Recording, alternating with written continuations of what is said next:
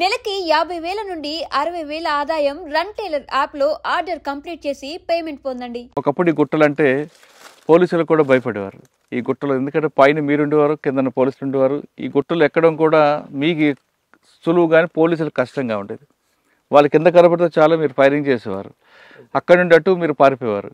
అటువైపు పరుపులు గుట్టు ఉంటుంది, కిందకు వస్తే జగిత్యాల కోరుట్ల అటు వెళ్ళారు. అటుగానే వస్తే ఇటు వచ్చేవారు, ఇటు నిజామాబాద్ ఇటు వచ్చేవారు. అంత పక్కా ఉండేది. ఇంకా మీ గురించి అక్క గురించి చెప్పాలంటే మీ ఇద్దరు గతంలో పార్టీలో పనిచేసినప్పుడు ఇదే ప్రాంతంలో ఎక్కువగా ఎన్కౌంటర్లు జరిగేవి.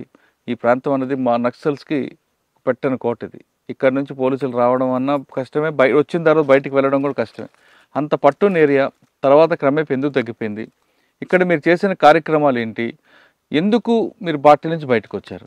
ఈ రెండు ప్రశ్నలు సమాధానం చెప్పే ముందు మీ కుటుంబ నేపథ్యం చెప్పండి. ముందు పార్టీలకు ఎవరు వెళ్ళారు? మీ ఇద్దరులో మీరు వెళ్ళారు కదా, చెప్పండి. గంగన్న, మీ ఒరిజినల్ పేరేమో మల్లేషు, పార్టీలోకి వెళ్ళిన తర్వాత గంగన్నగా మారింది, అవునా? అవును. రైట్. ఏం చేశారు, ఎందుకు వెళ్ళారు? అప్పుడున్న పరిస్థితి అండి ఇక్కడ మెట్టిపల్లిలో. అదే అయితే వాస్తవంగా మా ఊళ్ళే అప్పుడు అంటే ఇప్పుడు లేదు కానీ భూస్వామ్య వ్యవస్థ అనేది బాగా ఉండే. మెట్టిపల్లి కూడా మెట్పల్లి మా చిట్టాపూర్, మల్లాపూర్ మండలం ఇది చిట్టాపూర్. ఈ చిట్టాపూర్ విలేజ్కి సంబంధించిన గుట్టలు ఇవి. ఊళ్ళో ఏంటంటే ఇట్లా ఇప్పుడు పాలేరులు, నేను కూడా గతంలో జీతం ఉన్నా. నేను ఒక రైతుకు 6 ఏళ్ళు జీతం ఉన్నా, ఇంకొక రైతుకు 1 సంవత్సరం జీతం ఉన్నాం. మాకు కొన్ని మేకలు ఉండే. మేము ముగ్గురం అన్నదమ్ములము, 2 అక్కలు.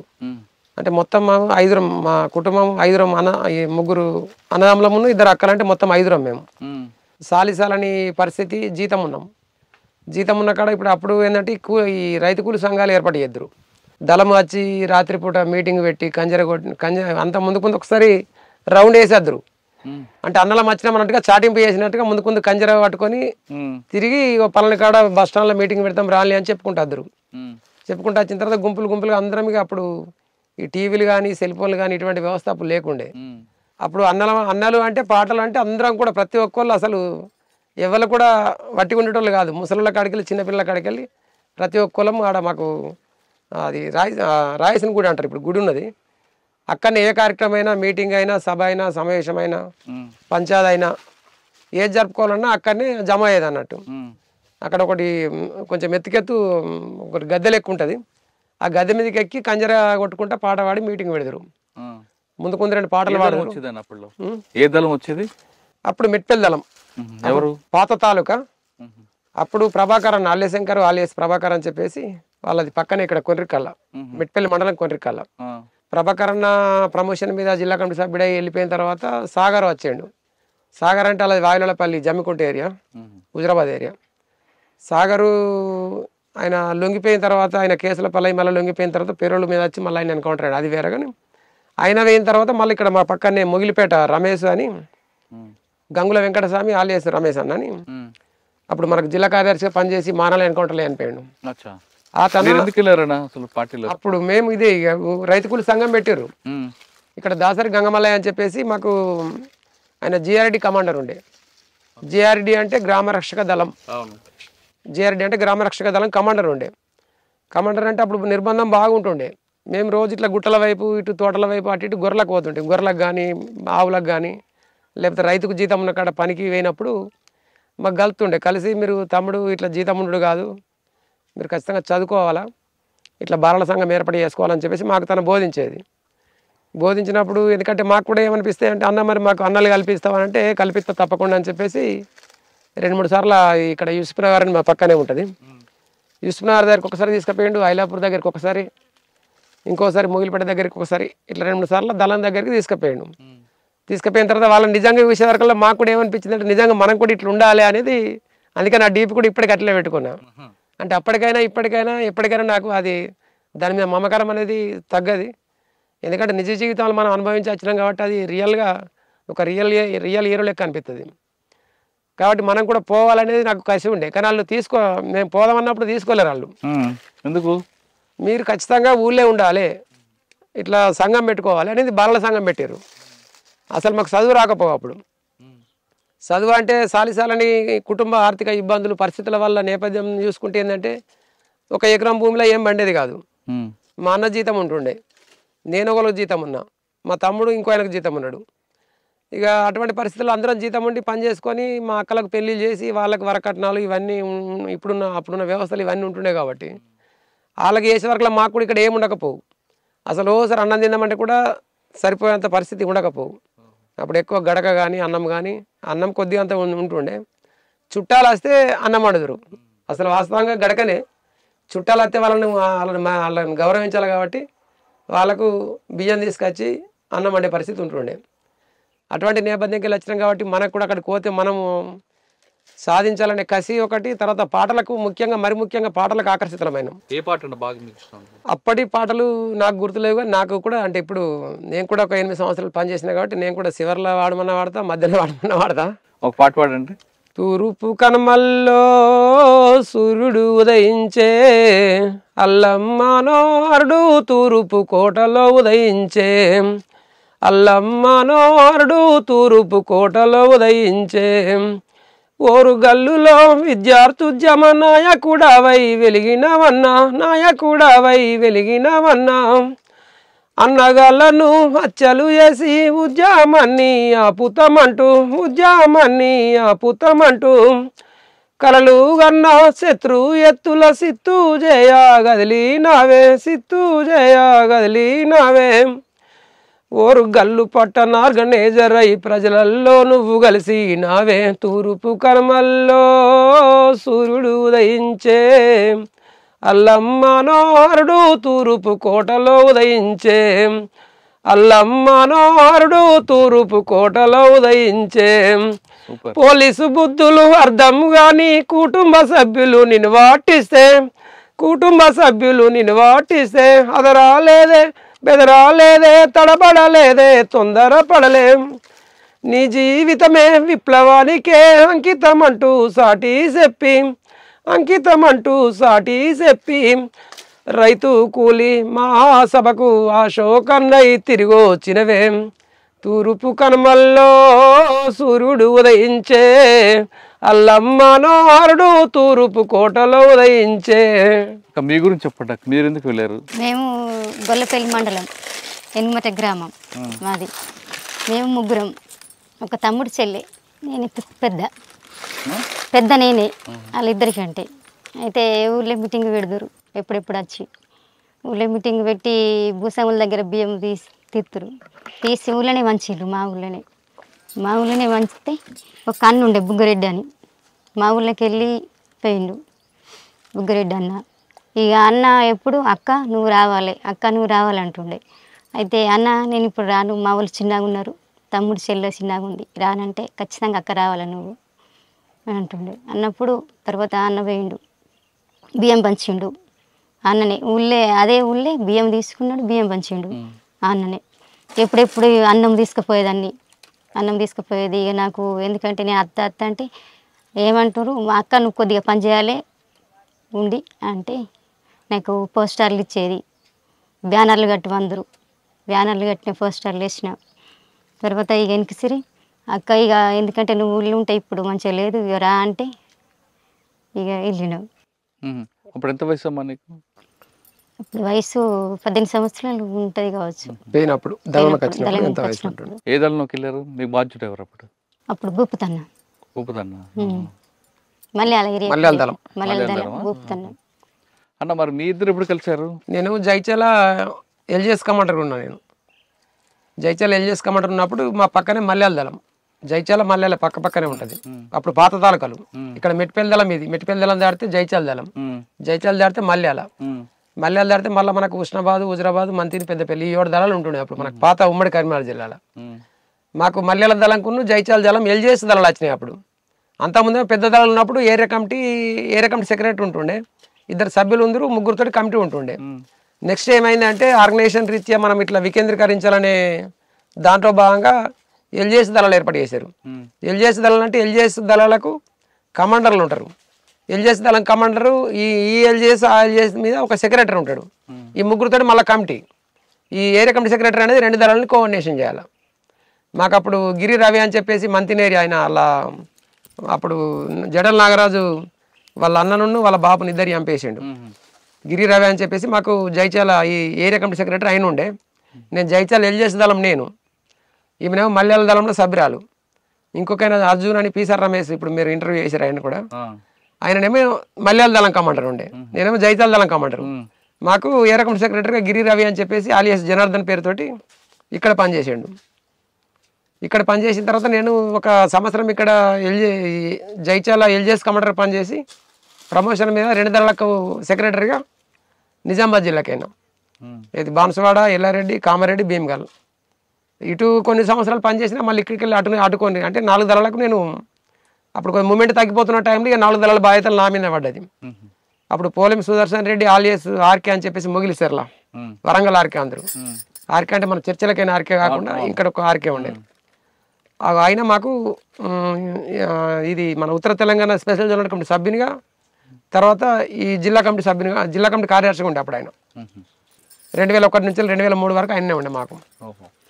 అన్న మీరు పనిచేస్తున్న టైంలో బాన్స్వాడ, వర్ని ఇవన్నీ తిరిగారు మీరు. అక్కడ చేసిన కార్యం గాంధారి, ఆ తర్వాత గండి, ఇవన్నీ మీకు పిట్లం అన్ని వరకు వచ్చేవారు. పిట్లం వరకు వచ్చేవారు అనుకుంటా. పిట్లం తిరిగినాం. పిట్లం దగ్గర మనము అది ఒకటి ఊరు ఉంది పొలకంపేట. పొలకంపేట మాకు ఎక్కువ ఉండే. ప్రాంతం అంతా అర్థమవుతుంది నాకు. పిట్లం,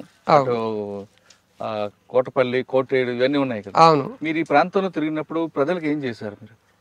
ప్రజలకు ముఖ్యంగా అప్పటికి నిర్బంధం అనేది బాగా అయింది.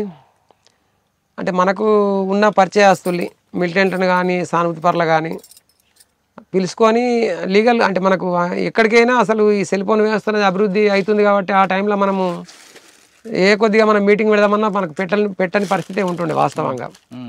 కామారెడ్డి ఏరియాలో మన గాయత్రి షుగర్ ఫ్యాక్టరీ ఉంది కాబట్టి జంగల్ కూడా అక్కడ తక్కనే, ఏది నిజామాబాద్ జిల్లా కామారెడ్డి ఏరియాలో. కాబట్టి చెరుకులలో ఎక్కువ ఉండేది. మేము చెరుకులలో ఉండి నైట్ పూట సాయంత్రం పూట ఊరి దగ్గరకు పోయి మనకు పరిచయం ఉన్నటువంటి వాళ్ళని పిలుచుకొని ఏమన్నా ఇప్పుడు మహిళల సమస్యలు కానీ, వరకట్నం సమస్య కానీ, లేకపోతే భార్య భర్తలు విడాకుల సమస్యలు కానీ, లేకపోతే ఎవరన్నా వేధింపుల ఇది మన భూస్వాములు పెత్తందారులు ఉన్నటువంటి వాళ్ళని హెచ్చరించే అటువంటిది కానీ, ముఖ్యంగా మనకు గాయత్రి షుగర్ ఫ్యాక్టరీ ఉండే కాబట్టి దాని మీద మేము అంటే ఎప్పటికప్పుడు రేట్లు పెంచాలనే విషయంలో అది చేస్తుంటే. ఇంకోటి కామారెడ్డి కళ్ళు డిపో ఉంటుండే, వాళ్ళని కూడా వాళ్ళకు ఈ కల్తీ కళ్ళు కాకుండా నాణ్యమైన కళ్ళు అందించాలని చెప్పేసి, తర్వాత వాళ్ళకు ఈ కళ్ళు సేకరించే సందర్భంగా వాళ్ళకి సరైన రేట్లు ఇస్తలేరని చెప్పేసి దాని మీద కూడా మేము పిలుచుకొని మాట్లాడుతుంటే. కానీ మీరు పని చేస్తున్న టైంలోనే కామారెడ్డి పోలీసు దాడి కానీ, లేదా కామారెడ్డి నుండి మన సిరిసిల్ల వెళ్తున్నప్పుడు ఒక ఎస్ఐ మీద అటాక్ కానీ, లేదా బాన్స్వాడ పోలీస్ మీద దాడి కానీ, ఈ 3 మీరు ఉన్నారా? నేను 2001 నుంచి 2003 వరకు, అంటే 2001 ప్రారంభం నుంచి 2003 ఏప్రిల్ 25 తారీఖు దాకా నేను పార్టీలో ఉన్నా. కామారెడ్డి అది బాన్స్వాడ, కామారెడ్డి, ఎల్లారెడ్డి, భీమ్గల్ ఆ ఏరియాలో పనిచేసినాం. ఆ టైంలో మేము చేసింది ఏంటంటే కామారెడ్డిలో నేను ఒక్కొనే పోయినా. ఏది మన పెంటయ్య అని ఐడిపాటి కానిస్టేబుల్ ఉండే, ఐడిపాటి కానిస్టేబుల్ పెంటయ్య మాకు సానుభూతిపరుడు బైక్ మీద తీసుకుపోయాడు. ఏకపాటి సేవ మా అప్పుడు పోలీస్ సుదర్శన్ రెడ్డి మాకు ఏ రకం మన జిల్లా కార్యదర్శి ఉండే కాబట్టి అది కామారెడ్డి టౌనే కాబట్టి 2-3 పోవాలంటే ఇబ్బంది అవుతుంది. 3 అయినా బండి మీద అక్కడక్కడ పోలీసులు చూస్తే ఆపుతారని చెప్పేసి ఏకపాటి సేవని ఇచ్చి తోలేసారు నన్ను. తోలేస్తే నేను పోయి ఇల్లు చూపెట్టిండు. ఇల్లు చూపెట్టిన తర్వాత అది తీస్తే అది పటాకి వేసేది ఉన్నది వెళ్ళలేదు అడక్కన. వెళ్ళకపోగానే ఆయన అలర్ట్ అయ్యండి. ఎవరు అంటే మేమే, నేను పెంటయ్య మీతో మాట్లాడింది సార్, పెంటన్నా సార్ అని ఇట్లా మేము పిలుచుకునే వరకు ఆయన అప్పటికే బూలు పడి భయపడి ఆయనతో పోయి బాత్రూంలో దాక్కున్నాడు. దానికి వెళ్ళకపోగానే దాని మీకు దుంకి ఆయనతో పోయి ఇల్లంతా లింక్ అటు ఇటు చేస్తే ఎక్కడ కనిపించలేడు. ఆ డోర్ వేసుకున్నారు. 2-3 కాల్పులు జరిపి ఆయనతో 5-10 నిమిషాల కథం పోలీస్ జీప్ సైరన్ మోకుంటూ వస్తుంది. వెంటనే మళ్ళా బండి స్టార్ట్ మీద ఉంచిండు ఆయన, ఏది మమ్మల్ని తోకపేరు అయినా 2 వీలర్ బైక్ మీద స్టార్ట్ మీద నుంచి ఆయన వెంటనే మళ్ళీ రిటైర్డ్ అయ్యి వెళ్ళి రావడం జరిగింది. ఆయన తప్పించుకున్నాడు. ఆ విధంగా ఆయన తప్పించుకున్నాడు. కానీ గంభీరావుపేట కూడా అటాక్ అయింది కదా. గంభీరావుపేట అటాక్ అంటే సిరిసిల్ల దళం మీది కాదా? సిరిసిల్ల దళం, అది మాది కాదు. సిరిసిల్ల దళం. మీరు యాక్షన్ టేబుల్ ఉంటే చాలా యాక్టివ్గా ఉండేవారు కదా అప్పుడు. కామారెడ్డి, రామారెడ్డిలో ఒకరిని గొంతు కూడా కోసినట్లున్నారు. ఏం లేదన్న, అటువంటిది అయితే మాత్రం చేయలేము. నేను వాస్తవంగా నాకు యాక్షన్ టీం కంటే కూడా నాకు ఆర్గనైజేషన్ బాధ్యతలు ఎక్కువ ఉండే. 2 దళాలని కోఆర్డినేషన్ చేయడం కానీ ఎక్కువ 2 దళాలు మాకు. రామారెడ్డి పోలీస్ స్టేషన్ దాడి మీద మనకు గాజర్ల సారయ్య ఆలియస్ ఆజాద్ అని చెప్పేసి అప్పుడు తన జిల్లా కార్యదర్శి రవి అన్నగారు, అది అశోక్ వాళ్ళ అన్న, రవి కానీ అశోక్ వాళ్ళు 3 కదా. అవును. అతను మాకు జిల్లా కార్యదర్శి ఉన్నాడు. అప్పుడు జిల్లా కార్యదర్శి ఉన్నప్పుడు తన నాయకత్వంలో ప్లాన్ చేసినాం. అది ప్లాన్ చేసి మనము ఈ డైరెక్షనల్ మైన్ పెట్టాలనుకున్నాం సార్. ఏది రామారెడ్డి పొల్యూషన్, రామారెడ్డి అది అది పోలీస్ స్టేషన్ కాదు, అది వాస్తవంగా అవుట్ పోస్ట్ అది. దాని మీద దాడి చేయాలని చెప్పేసి ఫస్ట్ రెక్కి చేసినాం. రెక్కి చేసిన తర్వాత ఏంటంటే దాన్ని మనము పక్కపంటి ఇండ్లు అవి ఉన్న వాళ్ళని కూడా ముందే వాళ్ళకి చెప్పి వాళ్ళని కాల్ చేయించినాం. ఎందుకంటే ప్రాణ నష్టం మిగతా వాళ్ళకి జరగద్దు అనే ఉద్దేశంతో కాల్ చేసినాం. అయితే దానికంటే ముందు ఏంటంటే ఈ రెక్కి చేసిన తర్వాత దాన్ని మనం ఏ విధంగా చేద్దాము అనుకున్నప్పుడు దాన్ని డైరెక్షనల్ మైన్ అయితేనే దానికి బెటర్ ఉంటుంది అని చెప్పేసి అట్లా అప్రోచ్ అయ్యి దానికి ఏం చేయాలా, మనకు మన సొంత మనిషి కావాలా. డైరెక్షనల్ మైన్ అంటే ఒకటి వ్యాన్ అన్న ఏదైనా ఒక వెహికల్ తీసుకుపోయి దాంట్లో పెట్టి అది అట్లా అటువైపు పెట్టిన తర్వాత రిమోట్ తోటి మనం ఆపరేట్ చేస్తాం. దానికోసం మన మనిషే కావాలి. ఇప్పుడు వేరే మనిషిని తీసుకొచ్చి కూలి అయినా తీసుకొచ్చి నువ్వు ఇట్లా పెట్టమంటే పెట్టాడు కాబట్టి ఒక మనిషిని 3 నెలలు ట్రైనింగ్ పంపించినాం. 3 నెలలు ట్రైనింగ్. అది ఎక్కడ తీసుకున్నారు? అది వాస్తవంగా జిల్లా కమిటీకి తెలుసు. నేను ఏరియా కమిటీ సెక్రటరీ కాబట్టి అది అటువంటి కొన్ని మాదాలకు టెక్నికల్ సమస్యలు ఉంటాయి కాబట్టి చెప్పారు. అది ఒక మనిషిని ఆయనను ఒక యాక్టివ్ ఉన్న సభ్యుని దళ సభ్యుని 3 నెలలు ట్రైనింగ్ పంపించిన తర్వాత ఆయన ట్రైనింగ్ పొంది వచ్చిన తర్వాత ఇక వెహికల్ మాట్లాడుకొని దానిలో డైరెక్షనల్ మైన్ ఏర్పాటు చేసి రామారెడ్డి పోలీస్ స్టేషన్ పేల్ చేయాలనుకున్నాం. ఈ పేల్ చేసే కంటే ముందు సదాశివనగర్ నుంచి ఒక రోడ్ వస్తుంది, దాన్ని బ్లాక్ చేయాలా. కామారెడ్డికి వెళ్ళి ఒక రోడ్ వస్తుంది, దాన్ని బ్లాక్ చేయాలా. ఇక్కడికి వెళ్ళి మాచారెడ్డికి వెళ్ళి ఒక రోడ్ వస్తుంది, దీన్ని బ్లాక్ చేయాలా. ఈ 3 అక్కల 3 స్కౌట్లు ఉన్నాం మేము. నా బాధ్యత ఏంటంటే కామారెడ్డి వైపు నుంచి వచ్చే స్కౌట్కు నేను బాధ్యుని. ముగ్గురు ఒక టీం నాకు టీం ఇచ్చారు. టీం ఇచ్చిన తర్వాత అక్కడ మేము అది రోడ్డుకు కింద ఇవి ఉంటాయి కదా, ఇది కలవాటు కింద మా మందు పాత్ర పెట్టుకొని ఉన్నాం మేము. అంటే అదనపు బలగాలు రాకుండా నివారించడం కోసం దీన్ని దాడిని సక్సెస్ చేసుకొని ఆయుధాలు తీసుకొని పోవాలి. అంటే మా ఉద్దేశం అప్పుడైనా ఎప్పుడైనా వాళ్ళు కూడా పోలీసులు కూడా చాలామంది కింది స్థాయికి వెళ్ళి ఉన్నటువంటి వాళ్ళని చంపాలని ఉద్దేశం కాదు. మనం డైరెక్షనల్ మైన్ వేల్చిన తర్వాత ఆయుధాలు సీజ్ చేసుకుని వెళ్ళిపోవాలని చెప్పేసి పర్స్పెక్టివ్. ఆ ఉద్దేశంలో భాగంగానే మాకు అప్పుడు వాకిటాకీలు ఉండే. అప్పుడు ఈ కొద్దిగా టెక్నాలజీ పెరిగింది, ముందు లేకుండే కానీ అప్పటికి వాకిటాకీలు వచ్చినాయి. ఈ 3 స్కౌట్లకు 3 వాకిటాకీలు ఇచ్చారు. నేనేమో కామారెడ్డి వైపు నుంచి వచ్చేదానికి నేనున్నా. ఇక మాచారెడ్డి మనకి ఇక్కడ సదాశివనగర్కి వచ్చేది ఇంకో టీం ఉన్నది, మాచారెడ్డికి వెళ్ళి వచ్చేది ఇంకో టీం. ఇది రామారెడ్డి అనేది మధ్యన ఉంటుంది. దాన్ని చేసిన తర్వాత అది ఆయన వెహికల్ వచ్చి అక్కడ ఆపంగానే ఎట్లయినా వాళ్ళు ఎవరు ఎందుకు ఆపుతారు బండి అయిందని వాళ్ళు పోలీసులు కీకలేస్తారు. కీకలేసినప్పుడు ఇక దిగి వెళ్ళి రావాలా. వెళ్ళి వచ్చినప్పుడు వాళ్ళు కాల్పులు జరిపితే చనిపోతారు కాబట్టి మనల్ని కూడా వెనక బందుకుండి వీళ్ళు కాల్పులు జరుపుతారు. ఆయన రక్షించడం కోసం వీళ్ళు కాల్పులు జరపాలి. అది ప్లాన్. కాల్పులు జరిపి ఆయన దిగే టైంలో ఆయన పోలీసులు ఎవరు బండి ఎందుకు వెళ్తున్నారు, ఎవరు తీర లొల్లి పెట్టారు. వాళ్ళు లొల్లి పెట్టిన తర్వాత దిగి ఆయనతో ఇటు ఊరికి వచ్చే టైంలో వాళ్ళు కాల్పులు జరిపారు, మనల్ని కూడా కాల్పులు జరిపారు. కాల్పులు జరిపిన బండి మనం అనుకున్న కరెక్ట్ దానికి ఏ పొజిషన్లో అయితే పెట్టాలో కొద్దిగా ముందరికి అయింది. అది బండి ముందరికి అయిన తర్వాత మనవాడు మన దగ్గరికి వచ్చిన తర్వాత ఆపరేట్ చేస్తే అది మొత్తం అది బ్లాస్ట్ కాలేదు. బ్లాస్ట్ కాకుండా కొద్దిగా ఒక మూల ధ్వంసమైంది. ఇక లొల్లి కీకలేసుడు చేసుడు వాళ్ళు కాల్పులు జరిపిర్రు. అది సక్సెస్ అయ్యి ముందుకు మొత్తం ధ్వంసం అయితే మనం కాల్పులు జరుపుకుంటే వెంటనే పోయి అక్కడ ఉన్న టీము ఆజాదన నాయకత్వంలో ఉన్న టీం పోయి మొత్తం కాల్పులు జరిపి ఆయుధాలు సీజ్ చేసుకోవాలి వాస్తవంగా. తర్వాత ఇక వాకిటాకిళ్ళల్లో అది దాడి పేలైంది రమ్మని చెప్పేసి మాకు కవర్ చేశారు. కవర్ చేసిన తర్వాత మేము ఇక మళ్ళీ దీన్ని అంటే మాకు ఎవరైనా కానీ దాడి పేలైనా మనం అవసరం ఉంటేనే పోలీసు వాళ్ళు వచ్చిన పేల్చాలి, మనకు ఇది మందుగుండు సామగ్రి అనేది దొరకదు, దాన్ని తీసుకురమ్మని చెప్పారు. కానీ మనం దీనికి ఉండబోడు మళ్ళీ ఇంత దూరం ప్రయాణం చేసుడు అని చెప్పేసి అది అక్కడనే మేము దాన్ని వేలు చేసి వచ్చినాం. ఇక కలవాటు వేలు చేసి వచ్చినాం, రోడ్డును ధ్వంసం చేసి కలవాటు వేలు చేసి వచ్చినాం. ఇక వేలు చేసి వచ్చి మళ్ళీ ఇక మేము అందరం మధ్య అడవులలో ఆర్వీ ప్లేస్లో కలుసుకున్నాం. దానికి రామారెడ్డికి మధ్యమల్లకు దగ్గరనే ఉంటుంది. అక్కడ కలుసుకొని అందరం రిట్రీట్ అయ్యి వెళ్ళొచ్చినాం. సరే, గాంధారి రోడ్లు ఎందుకని పేల్చారు? గాంధారి రోడ్డు అన్న ఏ ఇయర్ అది? 2002. చారుసిన్హా మేడం అప్పుడు ఉన్నారు, ఎస్పీ చారుసిన్హా ఉండే. మరి అది 2002.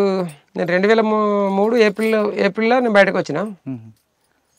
నాకు ఐడియా లేదు మరి అది. బాన్స్వాడ పోలీస్ మీద దాడి, బాన్స్వాడ పోలీస్ స్టేషన్ మీద దాడి అదే అయ్యారు.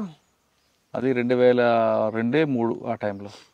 బాన్స్వాడ పోలీస్ స్టేషన్ మీద దాడి లేదు. మరి అంటే చంపడం అంటే కానిస్టేబుల్ ఏమో చంపింది నాకు ఐడియా ఉంది. కానీ దాదాపు ఒక అరగంట సేపు ఫైరింగ్ అయింది కదా, పోలీస్ స్టేషన్ మీద అటాక్ చేస్తుంటారు. అంటే మీరు బయటకు వచ్చారా? నేను 2003 ఏప్రిల్ 25 నాడు ఆర్ఎస్ ప్రవీణ్ కుమార్ ఎస్పీ కరీంనగర్ ఎస్పీగా ఉండే అన్న. ఇప్పుడు ఇదే టైంలో సలీం దళం అన్నట్టు ఉండేది. సలీం దళం సీర్నపల్లి దళమా లేకపోతే సీర్నపల్లి దళమే? ఆ దళం గురించి మీకు చెప్పండి. సలీం దళము నేను వాస్తవంగా 96 నుంచి 96లో నేను యూజ్ అయినా. 98 దాకా మెట్టిపల్లి దళంలో దళ సభ్యునిగా పార్టీ సభ్యునిగా పనిచేసి 98లో ఉస్నాబాద్ పోయినాం. ఉస్నాబాద్ ఏరియా కమిటీ సభ్యునిగా అక్కడ పోయినాం. అక్కడ పోయినప్పుడు మాకు తోకల రాయమల్లు ఆలియస్ పోచమలయ అని చెప్పేసి ఆయనది హుజరాబాద్ దగ్గర మాణిక్యపూర్ ఆయన ఉండే మాకు దమన్నపేట, మాణిక్యపూర్ దగ్గర దమన్నపేట ఉంటుంది. ఇక 99 నుంచి మళ్ళీ 2000 సంవత్సరం దాకా నేను జైచాల్ ఏరియా కమిటీ ఎల్జిఎస్ కమాండర్గా పనిచేసిన.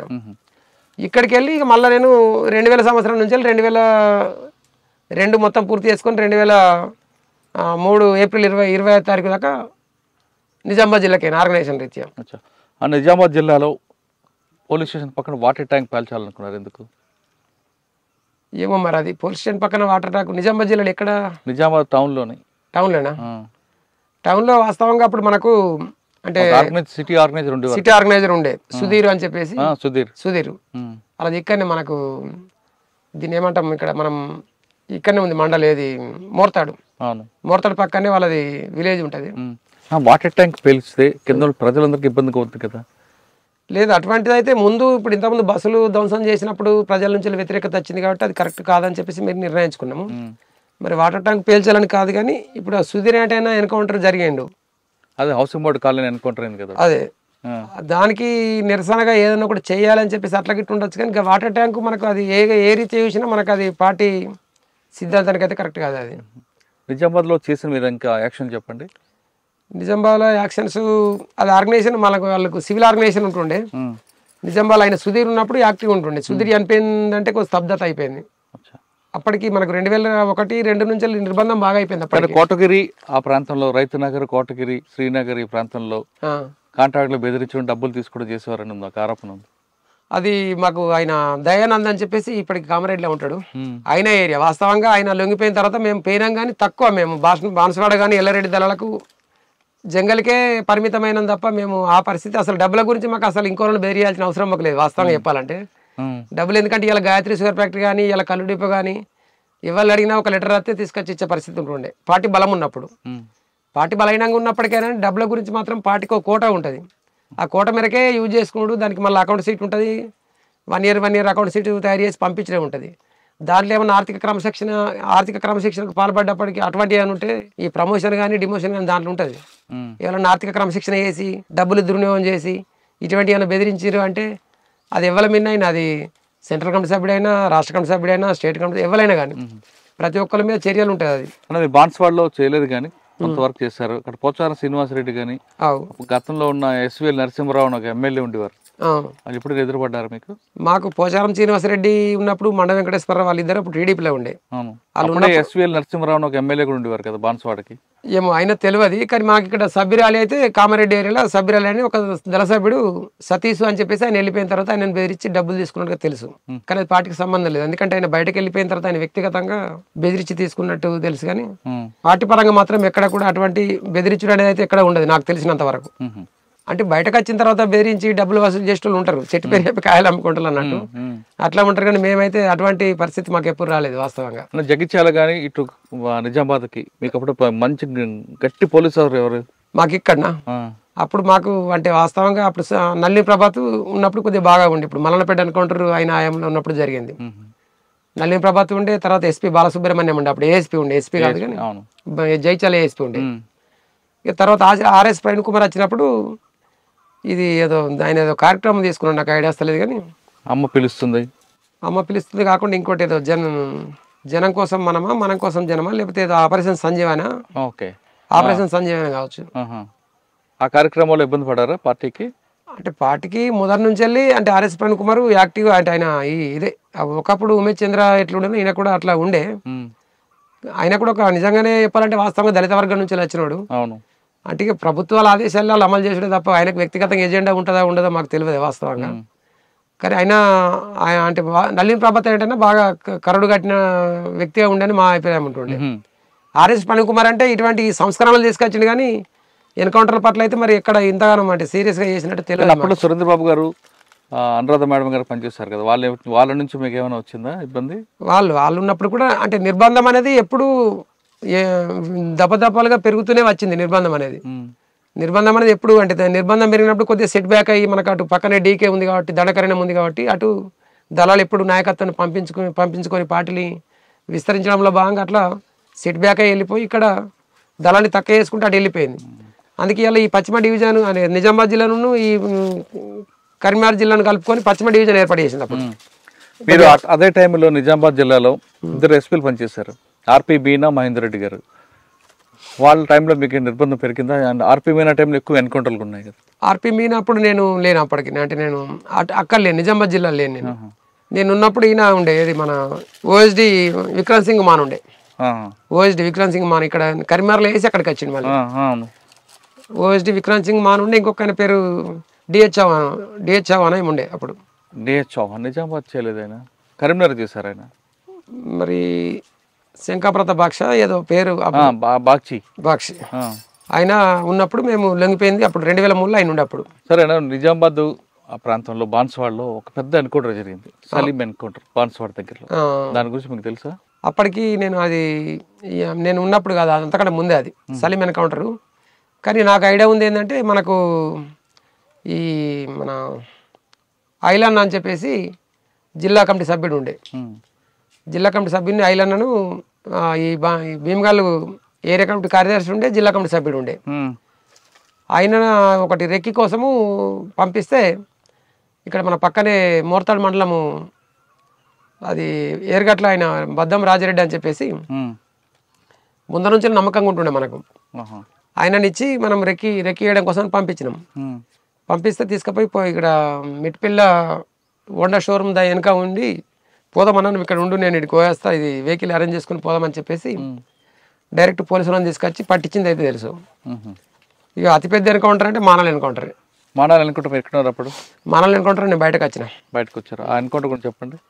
మానాల ఎన్కౌంటర్ వాస్తవంగా చర్చలు అయిపోయిన తర్వాత రాష్ట్రంలో అతిపెద్ద ఎన్కౌంటర్ ఏదైనా జరిగింది ఉంది అంటే మానాల ఎన్కౌంటర్. అవును. అంటే మానాల ఎన్కౌంటర్కి ముందు మాకు ఒకటి ఇక్కడ పొద్దుంతా 3 సార్లు ఎన్కౌంటర్ అయింది. లేకపోతే నేను కూడా దానిలో ఉండేవాడిని కావచ్చు. నేను వాస్తవంగా 2003లో వచ్చినప్పటికీ చర్చల పీరియడ్ టైంలో అప్పుడు నేను మళ్ళీ పోయినా. అవునా? రెండోసారి పోయినా. నాకు ఇక్కడ ఉన్న ఒత్తిళ్ళు ఇబ్బందులతోటి లోపల బాగుంటుంది అదే అట్లా అనుకొని రెండోసారి చర్చల పీరియడ్ పోయినా కానీ సివిల్ డ్రెస్సే ఉండే నా దగ్గర. ఒకప్పుడు SLR ఉండే కానీ తర్వాత 302 ఇచ్చారు, 302 రైఫిల్ ఇచ్చారు, 303 రైఫిల్ ఇచ్చిన తర్వాత 303 రైఫిల్ పట్టుకొని సివిల్ డ్రెస్ లో ఉన్నా నేను. ఆ చర్చల పీరియడ్ ముగిసి చర్చ వాళ్ళందరూ ముగ్గురు ఎవరైతే ఆర్కే సుధాకర్ ఈ గణేష్ అన్న వీళ్ళు ముగ్గురు చర్చలకైన వాళ్ళు రిటర్న్ మర్రి వచ్చిన తర్వాత మళ్ళీ నిర్బంధం అనేది అంటే అప్రకటిత యుద్ధం ప్రకటించలే.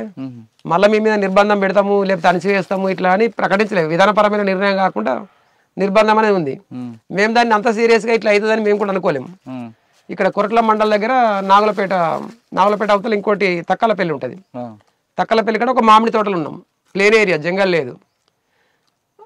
మామిడి తోటలు ఉంటే మామిడి తోటలో ఉన్న తర్వాత వాళ్ళు అది పొద్దున వాళ్ళు మేము ఏం చేసినామంటే మామిడి తోటలో ఉండే కంటే ఒక రోజు ముందు దళిత వాడలకు పోయి అన్నం అడుక్కున్నాం. అందరినీ ఎవరిలో అన్నమని చెప్పలేము కాబట్టి అన్నం కావాలి కాబట్టి అన్నం అడుక్కున్నాం. అన్నం అడుక్కుంటే అందరూ ఇట్లా ఇక మాకు కిటి బ్యాగులలో పల్లెలు ఉంటాయి కాబట్టి ఇట్లా అన్నం పట్టుకుంటే అందరూ మనిషికింత అన్నం వేసారు. ఇక బహిరంగానే ఒక ఎస్సీ వాడ మాది వల్ల మాల వల్ల వాడకపోయి ఆయన తక్కలపల్లి దగ్గర అన్నం అడుక్కున్నాం. అన్నం అడుక్కొని తిని ఆయనతో నైట్ అక్కడనే ఊరి దగ్గర వండుకొని పొద్దున్న లేసి మామిడి తోటలకు వచ్చినాం. మామిడి తోటలకు వచ్చిన తర్వాత వాళ్ళు పోలీసు వాళ్ళు లెంకుంటా వస్తున్నారు. వాళ్ళు కొన్ని నీళ్ళు తెచ్చుకుందామని మేము ఇక పొద్దున నీళ్ళు అవసరం కదా టీ పెట్టుకోవద్దు, అందుకు నీళ్ళు తెచ్చుకుంటామని మేము పోయేలా పోలీసు వాళ్ళు వస్తున్నారు అని చెప్పేసి అయితే మేము వెనక రిటర్న్ మర్రి వచ్చినాం. రిటర్న్ మర్రి వచ్చిన తర్వాత చూసిరు వాళ్ళు, చూసి ఎమ్మడబడ్డారు. ప్లేన్ ఏరియా కాల్పులు జరుపుకుంటా అక్కడ ఫస్ట్ అక్కడ స్టార్ట్ అయింది, అయితే తక్కలపల్లి ఇక్కడ స్టార్ట్ అయింది. కాల్పులు జరుపుకుంటే ఎమ్మడబడ్డారు. అక్కడ తప్పించుకొని వచ్చిన తర్వాత ఇక్కడ సంగం నావలపేట దగ్గర మళ్ళొకసారి పెద్ద కాలువ ఉంటుంది. పోలీసు బలగాలు అక్కడికి వస్తారు, కొరట్ల మెట్టిపల్లి అంతా దగ్గరనే కాబట్టి వస్తారు పోలీసు బలగాలు. కాలువ దాటేటప్పుడు కూడా మళ్ళోసారి ఎమ్మడబడి మళ్ళీ కాల్పులు జరిపి రెండోసారి అయింది. మూడోసారి మధ్యాహ్నం 2 గంటల టైంలో మూడోసారి ఇక్కడ కొరట్ల అవతల మనకు ఇంకోటి వెంకటపూర్ను కొరట్ల మధ్యన సాయిబాబా గుడి దాటిన తర్వాత మెయిన్ రోడ్ దాటాల. పోలీసులు అక్కడికి వెళ్ళి తడుముకుంటూ వస్తారు మమ్మల్ని పొద్దంతా. ఇక్కడికి వెళ్ళి మళ్ళీ వెహికల్ ఫోర్స్ దిగుతుంది. మేము ఆ రోడ్డు దాటి నేను పైలట్ టీంలో ఉన్నాం. ముగ్గురం పైలట్ టీం రోడ్ దాటాము. మిగతా రమేష్ అన్న వాళ్ళందరూ అటు ఉన్నారు. మధ్యలో పోలీస్ జీప్ వచ్చి ఆగింది. ముగ్గురం అయిన తర్వాత నేను ఇంకొక పద్మక్క అని చెప్పేసి ఆమె ఆ రోజు చనిపోయింది అక్కడ. నాతో పాటు ఇంకొక ఆయన పేరు ఐడియా లేదు, ఆయనకు మేమిద్దరము ముందటికి వెళ్ళిపోయినాం. ఆ పద్మక్క అప్పటికి ఉరికి దమ్మకొచ్చి చెరుకు తోటలో వచ్చింది. చెరుకు తోటలో వచ్చిన తర్వాత ఆమెను పోలీసు వాళ్ళు ఎమ్మడబడి ఆయన ఆమెను దొరకబట్టి ఆమెను కొట్టేసారు. వాళ్ళు రమేష్ అన్న వాళ్ళు కాల్పులు జరిపిన దాంట్లో 2 పోలీసులకు గాయాలైనాయి. మా ఇద్దరు ఏమడా పోలీసు వాళ్ళు పడ్డారు. ఇటు మేము మధ్యన వచ్చి మేము దాటినాం కాబట్టి మామిడి తోట వైపు ఇటు మేము ఇటు మా ఎమ్మడ పడ్డారు. ఎమ్మడబడ్డ తర్వాత ఇంకొక ఆయన తుపాకీ ఎత్తేసి ఆయన తప్పించుకొని అట్టి అంకల్ తిరుగుడు ఆయన తప్పించుకొని పోయాడు. నేను కొన్ని ఆయమ్మడ పడ్డారు. ఇక నేను అనుకున్నా ఇక ఎట్లయినా ఇక ఇప్పటికే నా జీవితం అయిపోయిందని నేను అనుకున్నా. జీవితం అయిపోయింది అనుకున్నా. అయితే నేను కూడా ఏం చేసినంటే ఇక ఇట్లా కాదు, ఇది వెపెన్ పట్టుకుని పోతే నడవదని చెప్పేసి ఆయన వెపెన్ పోచి ఇప్పేసి ఇక మామూలు బట్టి డ్రెస్ ఉంది కాబట్టి ఏం కాదు, ఇలా ప్రజలు కలిసినప్పుడు వాళ్ళతో కలిసిపోతాని చెప్పేసి నేను ధైర్యం తెచ్చుకొని ఆ తుపాకీని పోచి ఇచ్చేసిన తర్వాత తుపాకీ దగ్గర వచ్చి కొద్దిగా టైం వాళ్ళు ఆగిసేసే వరకు మనకు ఆ టైం దొరికింది. టైం దొరుకుతుంది స్పీడ్ కొరికి మళ్ళీ రిటర్న్ మళ్ళీ రోడ్ ఎక్కినాం. మళ్ళీ రిటర్న్ వచ్చి నేషనల్ హైవే రోడ్ ఎక్కినాయి. ఇక నా పక్కపంటే పోలీసులు పోతా ఉన్నారు లెంకుంటూ వస్తారు వాళ్ళు. ఇక మళ్ళీ ఇట్లా కూడా మరి ఎవరు ఎంత చెకింగ్ చేస్తారని చెప్పేసి మళ్ళీ వెంకటపూర్వులే వచ్చిన నేను. వెంకటపూర్వులే వచ్చి ఒక ఇంట్లో వచ్చిన తర్వాత ఆ ఇంట్లోకి కూడా వచ్చారు. నేను లోపలికి వచ్చిన వాళ్ళు బయట 2-3 కూర్చొని మాట్లాడుతారు. ఒక ఆయన వచ్చే కదా లెంకుంటూ వచ్చినంటే ఎవరు సార్ అని వాళ్ళు చెప్పారు. వాళ్ళు ఇళ్ళకే వేరంటే ఆనాడు తీసుకుపోయి చంపేసేది.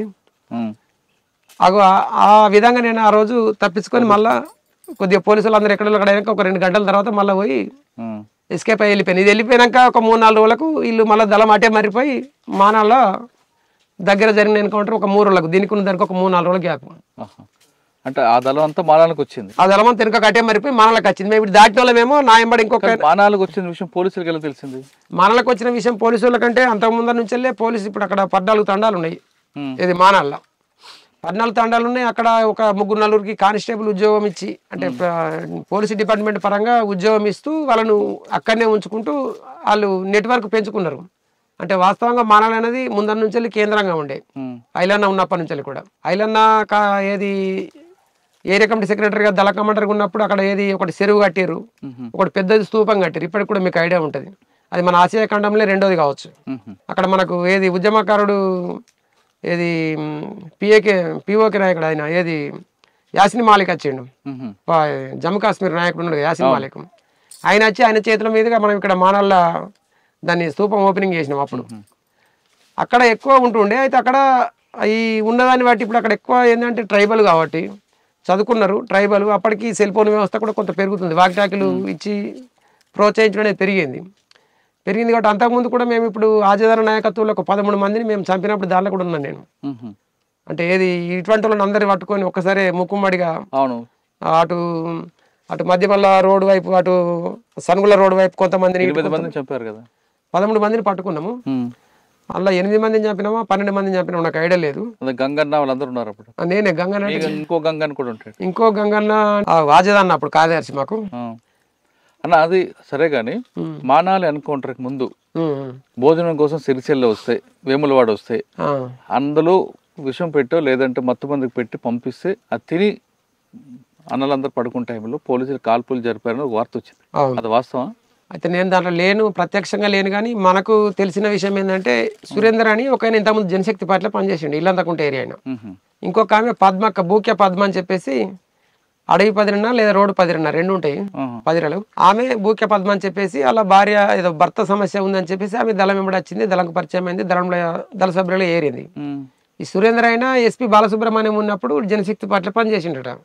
జనశక్తి పార్టీలో పనిచేసి ఈ ఎస్పీ బాలసుబ్రహ్మణ్యం ఉన్నప్పుడే ఇన్ఫార్మర్గా మారిండు, ఆయన ద్వారానే వచ్చిండు అనేది మనకు తర్వాత సమాచారం తెలిసిన విషయం.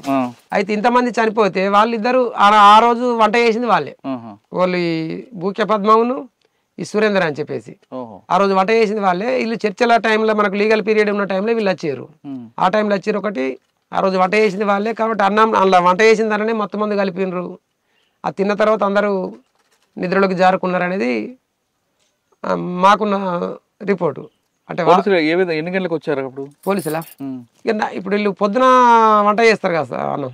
పొద్దున మనం ఎట్లా పొద్దున 6 గంటలకు లేస్తాం ఖచ్చితంగా, 5:30కే ఉంటది. ఎందుకంటే పొద్దునే పోలీసులు వస్తారా అని చెప్పేసి 5:30కే అందరు లేచి రోల్ కాల్ చేస్తారు. రోల్ కాల్ చేసిన తర్వాత ఇక కాలకృత్యాలు చేర్చుకొని ఎక్సర్సైజ్ ఉంటుంది. ఎక్సర్సైజ్ అయిన తర్వాత టీటీపీని ఉంటుంది 7:30 8 గంటలకు టీటీపీని ఉంటుంది. 8 గంటలకు టీటీపీని అయిందంటే తిన్నాక 15 నిమిషాలకు 20 నిమిషాలకు అరగంట అయినా 9 10 గంటలకు రావచ్చు. అప్పుడా ఎంతసేపు జరుగుండొచ్చండి ఎన్కౌంటర్? ఎన్కౌంటర్ ఏముందన్న, ఇప్పుడు వాళ్ళు అందరు నిధుల్లోకి జారుకున్న తర్వాత పడిపోయిన వాళ్ళను కాలు రెక్కలు ఇరిసేసి, నేను కూడా నన్ను తీసుకుపోయారు, మృతుల్ని గుర్తింపు పట్టాలని చెప్పేసి తీసుకుపోయారు. ఇవన్నీ కాలు రెక్కలు ఇరిసేసారు అప్పటికే వాళ్ళను. కాలు రెక్కలు ఇరిసేసి అందరినీ ఇక చంపాలి కాబట్టి తూట కొట్టి ఎవరికే చంపేశారు. చిత్రహింసలు పెట్టి ఆనాడు 12 మంది అయితే 11 మంది మరి పెద్ద ఎన్కౌంటర్. అది చర్చలు అయిపోయిన తర్వాత రాష్ట్రంలో జరిగింది ఏదైనా ఉందంటే అది అతి పెద్ద ఎన్కౌంటర్ మానాల ఎన్కౌంటర్. అక్క మీరు చెప్పండి అన్న, 2-3 ఎన్కౌంటర్లు చెప్పారు, ఎలా తప్పించుకున్నారు? మీరు పార్టీలో వెళ్ళారు, వెళ్ళిన తర్వాత మీరు చేసిన కార్యక్రమం ప్రజల కోసం ఏం చేశారు, యాక్షన్ ఏం చేశారు, మీరు ఎలా తప్పించుకున్నారు?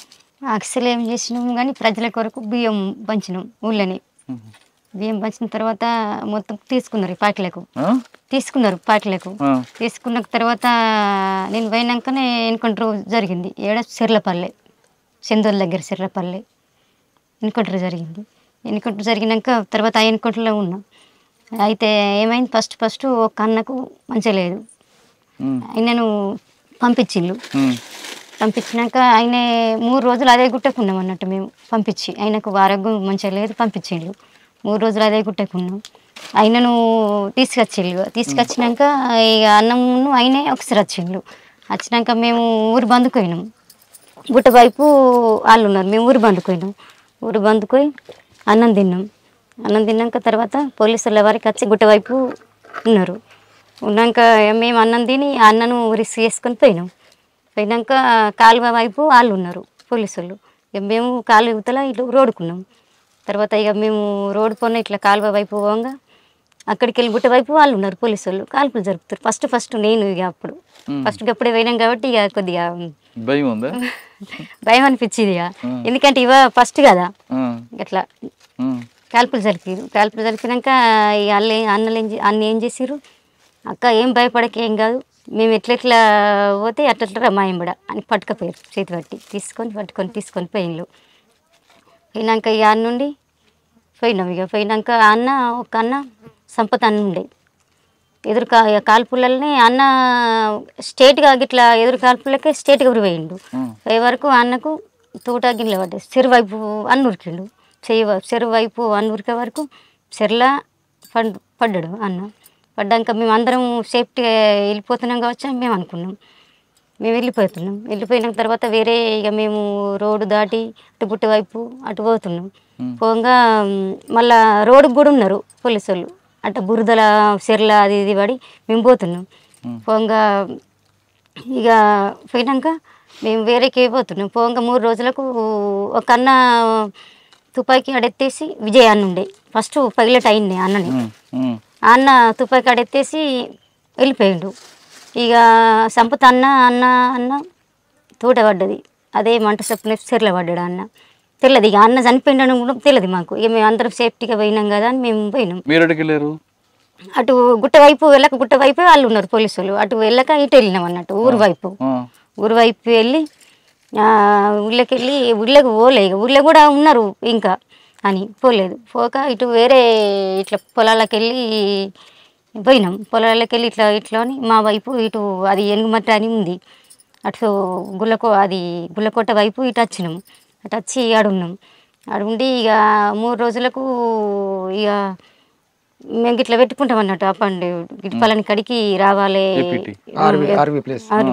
పెట్టుకుంటాం అన్నట్టు. పెట్టుకుంటామంటే 3 రోజుల తర్వాత ఇక మేము పెట్టుకున్న తర్వాత రాలేదు. ఒక అన్న మా ఊళ్ళో అన్న పిలిపించుకొని ఇట్లా ఏం జరిగింది ఏం కదా అంటే, అన్న ఎవరు చనిపోయినరు అంటే ఇప్పుడు రైతులు ఉంటారు కదా, రైతులు పోయే వరకు శవం 3 రోజుల తర్వాత తేలింది. తేలినాక ఎవరు అంటే ఇప్పుడు అర్జున్ అని ఉన్నాడు, ఇప్పుడు రమేష్ అర్జున్ చనిపోయింది అని పోలీసు వాళ్ళకి అర్థమైంది. అర్జున్ కాదు సంపత్ అన్న. అయితే ఇక వాళ్ళు పేపర్కి ఇచ్చారంట అర్జున్ అని పేపర్కి ఇచ్చారు. అర్జున్ కాదని మళ్ళీ తిరిగి అర్జునే నేను కాదు సంపతి ఇట్లా వేరే అన్నది ఎవరు హుస్నాబాద్ ఏరియా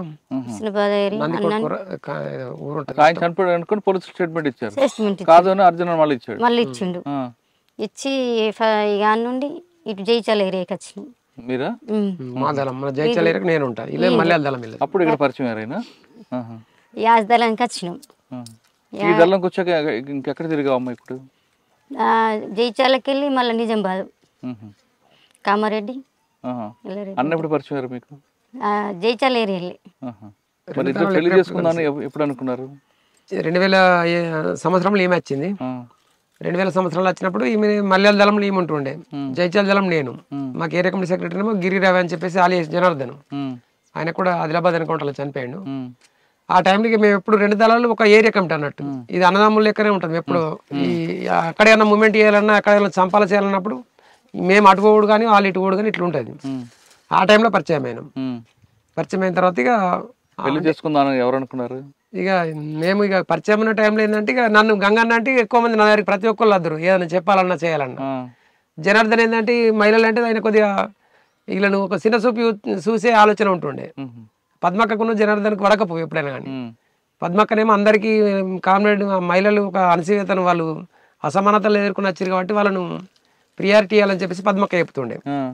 ఆయన ఏంటంటే మీరు అందరూ సమానం అన్నప్పుడు ఈ బరువులు మోసక్కడ కూడా సమానం ఉండని చెప్పేసి వీళ్ళకి ఎక్కువ బరువులు ఎత్తుతుండే. మొగలు మోసినంత బరువు ఆడలు మోయలేరు కదా. అటువంటి దాని మీద ఆయన మీద కంప్లైంట్ పెడతారు. ఇక మళ్ళీ ఈ ఏరియా కమిటీ, ఇప్పుడు ఏరియా కమిటీలో మేము ముగ్గురం కమిటీ ఉంటుంది కాబట్టి ఏదన్నా మళ్ళీ నాకు గంగన్న నువ్వన్న అది అది సరిదిద్దాలా, ఇట్లా ఉంటే మంచిది కాదు అని చెప్పేసి నాకు పద్మక్క చెప్పేది.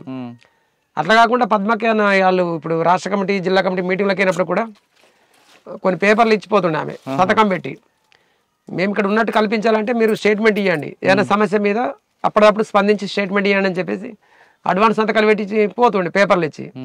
మేమే రాసి ఇస్తుంటే అంటే పద్మక్క ఏ ఏరియాలో ఉంది అనేది పోలీసులకు కల్పించేటట్టు అట్లా స్వేచ్ఛ ఉంటుండే, అంత స్వేచ్ఛ ఉంటుండే. అందుకే నేను తక్కువ టైంలో నేను పోయిన 96 సంవత్సరం 2003 వరకల్లా ఏరియా కమిటీ సెక్రటరీ పనిచేసి ఇంకా ఉంటే జిల్లా కమిటీ కూడా తీసుకుందామనే చర్చ ఉండే. అంటే అంత మీరు అనుకున్నారా అక్క అనుకుందా? ఇక అంటే ఆమె తెలియక ప్రతి ఒక్కరికి నా దగ్గరికి వస్తుండే. వచ్చినప్పుడు ఇక మాట్లాడుతుంటే ఇక అప్పటికి వేరే ఇంకో శ్రీను అని చెప్పేసి వాళ్ళు పెళ్లి చేసుకున్నారు. ఇట్లా కొన్ని ప్రపోజల్స్ వచ్చినాయి. ప్రపోజల్స్ వచ్చినప్పుడు ఇక మేము కూడా అట్లా మరి పెళ్లి చేసుకున్న ఆలోచనకు మేము వచ్చినాం అన్నట్టు. అంటే ఇక మేము ఇద్దరం అనుకున్నాం. పార్టీకి చెప్పారా? ఇద్దరు నిర్ణయించుకొని ఇద్దరికి ఇష్టం అయినాక పార్టీకి చెప్పినాం. పార్టీకి చెప్తే 6 నెలల టైం ఇచ్చిళ్ళు. 6 నెలల తర్వాత పద్మక్క గడుచుండే. కానీ పద్మక్క గన్మెన్ ఉంటున్నాం. పద్మక్క సమక్షంలో పెళ్ళిందా? పెళ్ళిన తర్వాత మళ్ళీ మీరు అందరూ విడిపోయారా?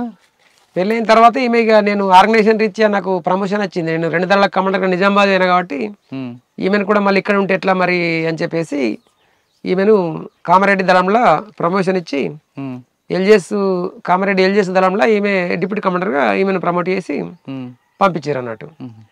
రామారెడ్డి మండలంలో ఒక ఆయన ఉండేవారమ్మా, మాజీ నక్సలైట్, అప్పుడు అనాలా?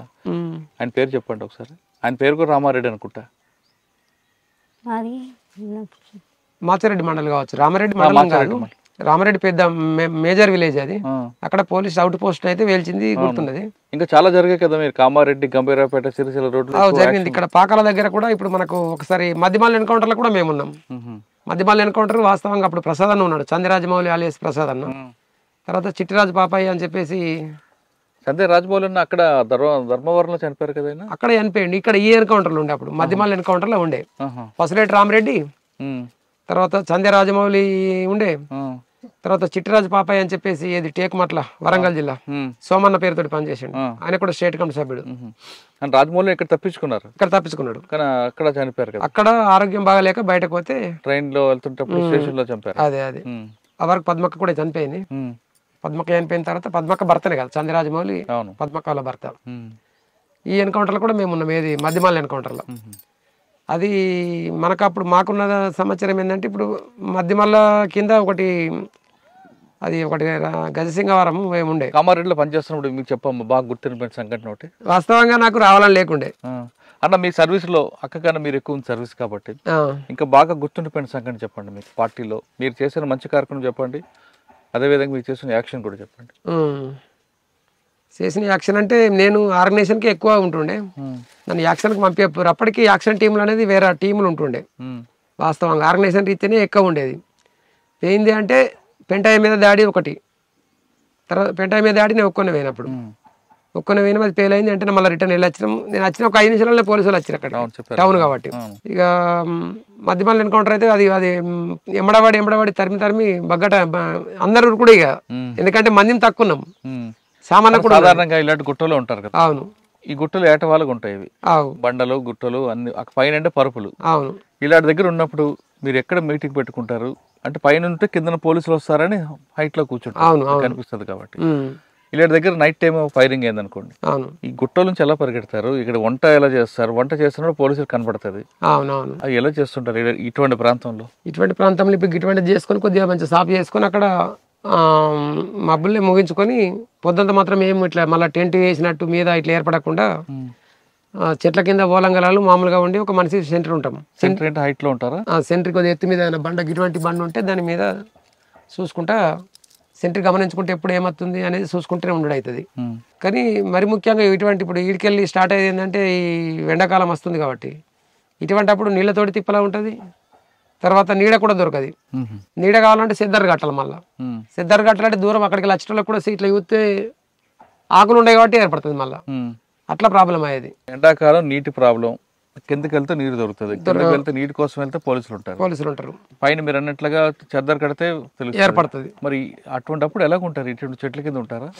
చెట్ల కింద ఇప్పుడు ఒక్కొక్కరు ఇట్లా రక్షణ బండ ఉంచుకొని తర్వాత ఇట్లా చెట్లకు ఇట్లా వేవలదాలు కట్టుకొని ఉంటారు. ఇట్లా విడివిడిగా ఒక దగ్గర ఎండ ఉంటది, ఒక దగ్గర నీడ ఉంటది, ఎండ మారిపోతుంటది కదా, సమయం సరిపోతుంది. మరి అప్పుడు ఏం చేస్తారు? ఇప్పుడు ఇట్లా చెట్లకు ఇట్లా కట్టుకొని ఎవలదాలు విడివిడిగా రక్షణ గిట్ల బండ రక్షణ ఉంచుకొని సెంట్లీ అంత దూరం ఉంటది, తర్వాత రక్షణ గిట్ల కట్టుకొని ఎవలదాళ్ళు ఉంటారు విడివిడిగా. అందరూ ఒక్కడ ఉండాలనేది ఉండదు ఎండాకాలం అన్నట్టు. గట్లా వర్షాకాలం అయితేనేమో గిట్ల పత్ర కట్టుకొని వర్షాకాలం ఒక దాంట్లో ఉంటారు. కాకపోతే ఎండాకాలం కాబట్టి విడిగా ఎవలదాళ్ళు గిట్ల కట్టుకొని కొంత దూరం రక్షణ గిట్ల కూర్చొని చదువుకుంటారు. సెంట్రీ ఉంటారు, సెంట్రీ వంట చేస్తారు, వంట డ్యూటీ పడ్డప్పుడు వంట చేస్తారు, వంట చేస్తారు. వంట చేస్తున్నప్పుడు పొగ బయటకు వస్తుంది కదా, ఎలా మరి పొగ రాకుండా ఎలా వండుతారు? పొద్దున్నే ముగించుకొని రోజుకి ఒక్కరికి వంట డ్యూటీ ఉంటది, ప్రతి ఒక్కరు అందరూ అన్న అక్క అన్న తేడా ఉండదు. ఇక ఎవరికి డ్యూటీ పడితే వాళ్ళే చేసుడు. మరి చలికాలం కష్టం అవుతుంది కొద్దిగా. సరేనా, ఇటువంటి ప్రాంతాలు మీరు ఉన్నారనుకోండి, పోలీసులు ఫైరింగ్ స్టార్ట్ అయింది, మీరు అటు నుండి వాళ్ళు చేసుకుని వస్తున్నప్పుడు మీరు కిందకి వెళ్ళాలి, ఏదో రకంగా రిట్రీట్ అవ్వాలి కదా. ఇలాగ వెళ్తారండి నైట్ టైం? ఇంత గుట్టలు మాకే రావడం కష్టం ఉంది కదా. అది మేము రోజు ఇక ఇట్లా పోవాలన్నది ఉండదు. బండ గాని గుండు గాని పడుకుంటా లేసుకుంటా అన్నట్టు ఫైరింగ్ చేసుకుంటూ పోవుడే, వెళ్ళిపోవుడే. ఇక జీవన మరణ సమస్యనే వాస్తవంగా. ఇట్లా రక్షణ దెబ్బలు తగులుతాయి పడ్డకాడ ఇక కాల్పులు జరుపుకుంటా, అంటే ఉరుకుతే మాత్రం చనిపోతాము. మనం కూడా కాల్పులు జరుపుకుంటా నిదానంగా పోతేనే వాళ్ళకు కూడా, అంటే మాకున్నంత ధైర్యం వాళ్ళకు ఉండదు. ఎందుకంటే మాకేమో కుటుంబాన్ని ఇంటిని సర్వస్వాన్ని వదిలిపెట్టి ఒక వ్యవస్థ కోసం వచ్చిన వాళ్ళం కాబట్టి మనకు కమిట్మెంట్ ఉంటుంది. వాళ్ళకి ఏంటంటే ఇక జీతాల కోసం, ప్రమోషన్ల కోసం, అవార్డుల కోసం, రివార్డుల కోసం వచ్చిన వాళ్ళు కాబట్టి వాళ్ళు పెద్ద సంఖ్యలో ఉన్నారు, మేము మనం మంది ఎక్కున్నామనే ఒక ఆ ధైర్యంతో తప్ప వాళ్ళని అంత డేర్గా వచ్చే పరిస్థితి ఉండదు. కానీ కొన్నిసార్లు తెల్లవారుజామున వస్తుంటారు పైకి, మీకు వాళ్ళకు పక్కా సమాచారం ఉన్నప్పుడు వస్తారు. ఇప్పుడు పద్మకి అనుకుంటారు, అదే రీతిలో జరిగింది అక్కడ. ఎందుకంటే గాయత్రి కన్స్ట్రక్షన్ అనేది వర్క్ నడుతుంది, అది గాయత్రి కన్స్ట్రక్షన్ ఒకటి ప్రసాద్ కన్స్ట్రక్షన్ వర్క్ నడుతుంది. వాళ్ళ దగ్గర డబ్బులు అడిగారు, డబ్బులు అడిగితే డబ్బులు ఇచ్చారు. డబ్బులు ఇచ్చిన తర్వాత అక్కడనే 3 రోజుల నుంచి అక్కడనే ఉన్నారు. ఏది నేరెళ్ళ గుట్ట అటు తర్వాత బీర్పూర్ గుట్ట ఆ ఉంటున్న సందర్భంగా అంతకుముందు ఆయనను బెదిరించినాము. మేదారి రవి అని చెప్పేసి నేరెళ్ళ విలేజ్ ఆయన బెదిరించినాము. ఆ బెదిరించిన అయినా వీళ్ళు ఉన్న దళము ఆయన కట్టెలకు వచ్చిండట. ఆయన ఈ సెంట్రీ కూడా నిద్ర లేదు, నిద్ర లేక ఈయన కూరుకుంటా ఇట్లా నిద్ర ఉండదు కాబట్టి కూరుకుంటా సెంట్రీ ఉన్నాడు. గమనించి ఆయన వెళ్ళిపోయాడు. అంతకుముందే పద్మక దళం ఇక్కడ ఉంది అని చెప్పేసి ఇమ్రాన్ అని చెప్పేసి ఒక ఆయన ఆంధ్రప్రభన లేకపోతే ఆంధ్రజ్యోతో ఆయన ఇంతకుముందు నిజామాబాద్ జిల్లాలో పద్మక్క జిల్లా కార్యదర్శి ఉన్నప్పుడు ఒకసారి ఇంటర్వ్యూకి పిలిచినాం ఆయన. ఆ ఇమ్రాన్ అనేటైనా ఇప్పుడు హబీబ్ ఖాన్కు వాళ్ళు చుట్ట కాదు తురుకోవాలి వాళ్ళ ఉంటుంది కదా, అట్లా ఈయనకు హబీబ్ ఖాన్ సిఐ ఉన్న టైంలో ఆయనకు ఇన్ఫర్మేషన్ ఇచ్చిండు ఇట్లా పద్మక్క దళం ఉన్నది అని చెప్పేసి, ఈయనను పిలిచింది అని చెప్పేసి పిలిచి మాట్లాడుకుని పంపించింది అటు ఇమ్రాన్ అనేటైనను. అదొక రిపోర్ట్ ఉంది. ఇక్కడ దళం కూడా ఎక్కడుంది అనేది కూడా ఆ పద్ధతిలో ఈయన ఏది మేదారి రవి అనేటైనా చూసి చెప్పిండు అని చెప్పేసి అంతా ధైర్యంగా వచ్చి నిద్ర ఉన్న వాళ్ళని కాల్పులు జరిపి కొట్టేసారని సమాచారం. అప్పుడు అక్క వాళ్ళకెళ్ళి తప్పించుకున్న అక్క లక్ష్మక్క, ఆవిడ ఎక్కడున్నారు ఇప్పుడు? అప్పుడు నేను నిజామాబాద్ జిల్లాలో. లక్ష్మక్క ఎక్కడ ఉన్నారు? ఆ ఎన్కౌంటర్లు ఉన్నది అక్క. ఇప్పుడు మనం మాట్లాడాం. అక్క ఎన్కౌంటర్లు ఉంది, పద్మక్క ఎన్కౌంటర్లు ఉన్నది ఆమె. అచ్చా అన్న, ఇప్పుడు ఈ గుట్టలు ఉన్నాయి, అవును రాత్రి పడుకుంటారు. అవును. ఎండాకాలం కాబట్టి పర్వాలేదు, ఏదో జరుపుకుని పడుకుంటారు. వర్షాకాలం పాములు వస్తాయి, అన్ని తిరుగుతుంటాయి పురుగులు, వాటి నుంచి ఎలా మీరు? వర్షాకాలం ఏంటంటే మేము బాగా వర్షం కొట్టిందంటే టెంట్ వేసుకుంటారు అన్నట్టు. టెంట్ వేసుకుంటే టెంట్లో వండుకుంటారు. ఇదంతా సాపు చేసి టెంట్ ఎత్తారు. టెంట్ ఎత్తి టెంట్లో పాములు వస్తాయి కదమ్మా. పాములు ఏం రావు. అవి పాములు వచ్చిన సందర్భంగా అంటే మనకు నిజంగా పాములు కుట్టి చనిపోయిన వాళ్ళంటే సంతోష్. ఇప్పుడు ఆ పాట కూడా నాకు నోటి కొంత వస్తుంది. నిజామాబాద్ జిల్లా సంతోషం. తూర్పు కనుమల మబ్బులు కమ్మే యాడున్నాడమ్మో సక్కని వీరుడు సంతోష్ అని చెప్పేసి ఆవిడ పాడుతుందా. ఆయన మీద ఆ పాము కుట్టి చనిపోయాడు ఆయన. జిల్లా కమిటీ సభ్యుడు కావచ్చు ఆయన. నేను మీ ఇద్దరు తర్వాత ఎప్పుడు వచ్చారు బయటికి, ఎందుకు వచ్చారు? 2003 ఏప్రిల్ 25 తారీఖు నాడు మేము వచ్చింది. 2003 ఒక 3 నెలలు ఏప్రిల్ 25 తారీఖు నాడు లొంగిపోయినాం వాస్తవంగా అధికారికంగా. కానీ మేము వెళ్ళింది జనవరి ఎండింగ్ ఫిబ్రవరి మధ్యలో వచ్చినాం. ఫిబ్రవరి మధ్యన వచ్చి పార్టీ చెప్పే ప్రకారంగా, ఎందుకంటే ఒక 3 నెలలు మనం వాళ్ళు మార్చుకోవడానికి వాళ్ళ డెన్నులు కానీ వాళ్ళ ఏమన్నా వస్తువులు కానీ తర్వాత మన పాత పరిచయాలు కానీ అవన్నీ మర్చిపోవడానికి కూడా టైం కావాలి. కాబట్టి అట్లా 3 నెలలు కరీంనగర్లో ఉన్నాం మేము. అక్కడ బొమ్మకల్ దగ్గర కరీంనగర్లో ఐస్ ఫ్యాక్టరీలో పని చేసుకుంటున్నాం. కూలీలు లెక్క ఉండి ఆడికి వెళ్ళి ఎస్పీ ఆర్ఎస్ ప్రవీణ్ కుమార్ సార్కు ఇక్కడ బక్కాయి అని వెటర్నరీ డాక్టర్ ఉంటాడు. తర్వాత మా ఊరు సర్పంచ్ ఆర్ భూమన్ అని చెప్పేసి ఆయన కూడా వీళ్ళు క్లాస్మేట్లు అట వాళ్ళకు ఆర్ఎస్ ప్రవీణ్ కుమార్ సార్కు. వాళ్ళ ద్వారా సమాచారం పంపించి ఇట్లా లొంగిపోతామంటున్నారంటే సరే రమ్మని చెప్పేసి మాట తీసుకొని అట్లా ఆ విధంగా మేము ఏప్రిల్ 25 తారీఖు నాడు లొంగిపోయినాం అధికారికంగా. కానీ మేము వచ్చింది మాత్రం జనవరి ఎండింగ్ లేదా ఫిబ్రవరి మధ్యన అట్లా వచ్చినాం. అంటే ప్రవీణ్ కుమార్ సార్ దగ్గర లొంగిపోయారు మీరు? ప్రవీణ్ కుమార్ సార్ దగ్గర లొంగిపోయినాం. అప్పుడు ప్రభుత్వం ఇవ్వాల్సిన అన్ని ఇచ్చింది పథకాలన్నీ కూడా? ప్రభుత్వం ఇవ్వాల్సిన పథకాలు నా మీద 2 లక్షల రివార్డు ఉండే. ఈమె మీద రివార్డు అప్పటికేం ప్రకటించలేరు. అంటే వాస్తవంగా దళ సభ్యుల మీద చాలా మందికి ప్రకటించలేరు. ఊళ్ళో కొద్దిగా గుర్తింపు పొందిన వాళ్ళు, కొద్దిగా యాక్టివ్ ఉన్న వాళ్ళు, ఇటువంటి నాకు 2 లక్షలు వచ్చింది. కానీ అసలు ఆ 2 లక్షల కోసం నేను ఆలోచించలే. 2 లక్షల కోసం నేను ఎప్పుడు ఆ పోలీస్ కార్యాలయం చుట్టూ ఎప్పుడు కూడా తిరగలే. అది ఎప్పుడో వచ్చి ఉన్నది. ఇక అందరు ప్రతి ఒక్కరు ఇట్లనే నీకు ఏమైనా నీకు రివార్డు వచ్చిందని ఇట్లా అడిగితే అసలు నాకు రాలేదు అని అంటే ఇక లోకల్ పోలీసులు పిలుచుకొని ఒకసారి పోయిరా కదా ఎస్పీ దగ్గర కొమ్మంటే నేనేమని పోవాలా, ఎందుకు నేను పోవాలని నేను ఇట్లా అన్నాను. లేదు కలిసిరా ప్రవీణ్ కుమార్ సార్ మంచివాడు, కలిసిరా నీకు రివార్డు వస్తుంది అంటే అత్తే మీరు అది చూద్దామా, నాకు అట్లా రివార్డు తీసుకోవాలా లేకపోతే పైసల కోసమనే ఉద్దేశం లేకుండే. ఇక సరే మరి అందరూ అంటారు కదా పోదాము, మనకు కూడా ఇబ్బంది ఏముంది అని చెప్పేసి వచ్చినాక కంట్రోల్ పోయింది తినే పరిస్థితి ఉంటుండే. పోయినాం. పోతే ఆయన అప్పుడు ఓఎస్డి మధుసూదన్ రెడ్డి ఉండే. అప్పుడు దీనికే వింగుంటుండే కాబట్టి మనం ఎస్పీని కలవడం కోసం కాదు, ఆయన దగ్గరికి పోతే ఆయన ఓఎస్డికి రాసాడు. మధుసూదన్ రెడ్డి దగ్గరికి అయిన తర్వాత ఆయన ఎస్పీ గారిని కలమని మళ్ళీ ఆయన ఎస్పీ గారు కలమన్నాడు. ఇక ఎస్పీ గారి దగ్గరికి పోయిన తర్వాత ఆయన సరే నేను చెక్ చేస్తాను అని చెప్పేసి మంది అందరూ లైన్ పట్టారు. అక్కడ ఏది సమస్యలు ఉన్న వాళ్ళందరూ ఎస్పీ గారిని కలవడం కోసం లైన్ పట్టారు. లైన్ పట్టిన తర్వాత సరే ఒక దరఖాస్తు అయితే ఇద్దామని దరఖాస్తు ఇచ్చిన నేను. దరఖాస్తు ఇచ్చి బయటకు వచ్చిన తర్వాత మళ్ళీ ఒక కానిస్టేబుల్ పంపించి ఆయన రమ్మనని ఆయన ఇటు గేట్ దాడుతున్నా మళ్ళీ నన్ను పిలుచుకపోయారు. పిలుచుకపోయిన తర్వాత చెక్ ఇచ్చారు. చెక్ ఇచ్చిన తర్వాత చెక్ మనం ఆ డేట్ అవన్నీ మనం ఎందుకు ఇస్తాం, కొండపోయి ఆ బ్యాంకులో వేసినాం. బ్యాంకులో అయితే అది 1 year అయిపోయింది. అప్పటికి చెక్ వచ్చి 1 year అయిపోయింది, అది వాలిడేట్ అయిపోయింది. ఆ చెక్ చెల్లుబాటు కాదు ఇదని మళ్ళీ బ్యాంకులో తిరిగి పంపించారు. పంపించిన తర్వాత ఇట్లా చెల్లదట అని చెప్పేసి అన్న తర్వాత మళ్ళా ఓఎస్డి ఒక లెటర్ రాసి అది ప్రధాన కార్యాలయం హైదరాబాద్ పోవాలి మీరు అని చెప్పేసి ఒక కానిస్టేబుల్ ఇచ్చి మళ్ళీ నాకు మళ్ళీ కవర్ పంపి నన్ను తీసుకుపోయారు. ప్రధాన కార్యాలయం అక్కడ హైదరాబాద్ పోయినాక మళ్ళీ ఆయన దాన్ని చెక్ మీద మళ్ళీ దాన్ని రెన్యువల్ చేసినట్టు అది ఏందో కానీ మళ్ళీ దాన్ని చెక్ పాస్ అయ్యేటట్టు చేసారు. చేసిన తర్వాత తీసుకొచ్చి చేసిన తర్వాత అప్పుడు మళ్ళీ అది మనకు జమ అయినాయి అన్నట్టు 2 లక్షల రూపాయలు. 2 లక్షలు 2 లక్షలు. కానీ భూమి అది ఇవ్వలేదా? భూమి దాని మీద జీవో లేదు వాస్తవంగా. అంటే నిజంగా సరెండర్ పాలసీ ఉంది కదా అప్పుడు? సరెండర్ పాలసీ అన్నారు కానీ ఇప్పుడు వ్యక్తిగతంగా పోయి కలిసి కొద్దిగా పైరావి చేసుకొని రాజకీయ పలుకుబడి ఉన్న వాళ్ళకు ఇచ్చి ఉన్నారేమో కానీ నిజంగా దాని మీద అంటే వీళ్ళకు నిజంగానే పిలిచి ఇవ్వాలని లేకపోతే వాళ్ళే చూపించి ఇవ్వాలని చెప్పేసి ఎప్పుడు కూడా అట్లా. మీకు రాలేదా? రాలేదు. 5,000 రూపాయలు ఇచ్చారు. ఈమెకు ఆర్థిక సాయం కింద కలెక్టర్ పిలిచి ఆర్థిక. అప్పటి నుంచి కూడా మీరు అందరు బయటే ఉన్నారు, దళంతో సంబంధం లేవు? దళంతో సంబంధం లేదు. ఇక ఏం చేస్తున్నారు మరి? ఇవే గొర్రెలు ఉన్నాయి. ఇక మేము గొర్రెలము. మా తండ్రి మేము 3 అన్నదమ్ములం కాబట్టి వచ్చిన తర్వాత కూడా ఇంటికాడ ఆర్థిక పరిస్థితి అంతంత మాత్రమే కాబట్టి మాకు 100 గొర్రెలు ఉండే. 100 గొర్రెలలో ముగ్గురం పంచుకుంటే మనిషికి 30 గొర్రెలు వచ్చినాయి. మేము కాసినామని చెప్పేసి మా అన్నదమ్ములు కూడా వాళ్ళు కాసినందుకు ఒక 3-4 వాళ్ళు ఎక్క తీసుకొని మనకు తక్కిచ్చారు. అంటే 27 గొర్రెలు వచ్చినాయి నాకు. ఆ 27 గొర్రెలు వస్తే ఎట్లా ఈ 27 గొర్రెలు పోతే మనకు కూలి పడదని చెప్పేసి జీతం ఉందామంటే నేను గిన్ని రోజులు ఇట్లా తిరిగి మనం ఇప్పుడు ఇయ్యాల జీతం ఉండాలని చెప్పేసి అట్లా కొద్దిగా మనసు ఒప్పలేదు. అంటే ఎందుకంటే ఏదన్నా మన స్వశక్తితో మనం కష్టపడి సంపాదించుకోవాలి, మనం సొంతంగా చేయాలి, కానీ ఇంకోళ్ళ కింద జీతం ఉండదు అని చెప్పేసి లోన్కి పెట్టుకున్నాం. లోన్కి పెట్టుకోమారు వాళ్ళు కూడా. కలెక్టరు ఈ మాజీ నక్సల్స్ లొంగిపోయిన వాళ్ళందరినీ మీకు ఆర్థిక పునరావాసం కింద బ్యాంకులు మీకు లోన్ ఇస్తుంది, లోన్కి పెట్టుకోమంటే నేను ఈ గొర్రెలకు పెట్టుకున్నాం. గొర్రెలకు పెట్టుకుంటే గొర్రెలకు అప్పుడు 1,00,000 రూపాయలు లోన్ ఇచ్చారు. అప్పుడు మార్జిన్ మనీ కొంత ఉంటుండే, 7,500 ఏమో సబ్సిడీ ఉంటుండే ఒక యూనిట్కు. మార్జిన్ మనీ 10,000 ఉంటుండే. మిగతా డబ్బులు మళ్ళీ మనం తిరిగి కట్టాలా. అంటే అదొక రకంగా అప్పు అన్నట్టుగా. అది దానికి 2,00,000 రూపాయలు ఏం చేశారు? 2,00,000 రూపాయలు అంటే నా మీద 30 కేసులు పెట్టారు. ఆ 30 కేసులకి ఈ పైసలు అనేది ఇలా ఒక కేసు అయితే ఎన్ని ఖర్చు అవుతుందో మీకు తెలుసు, వ్యవస్థలో ఏముంది అనేది. ఇప్పటికి నేను తిరుగుతున్నా కేసులు. 28 కేసులు అయిపోయినా ఇంకా 2 కేసులు ఉన్నాయి. 30 కేసులు అంటే అందులో మేజర్ కేసు ఏంటో?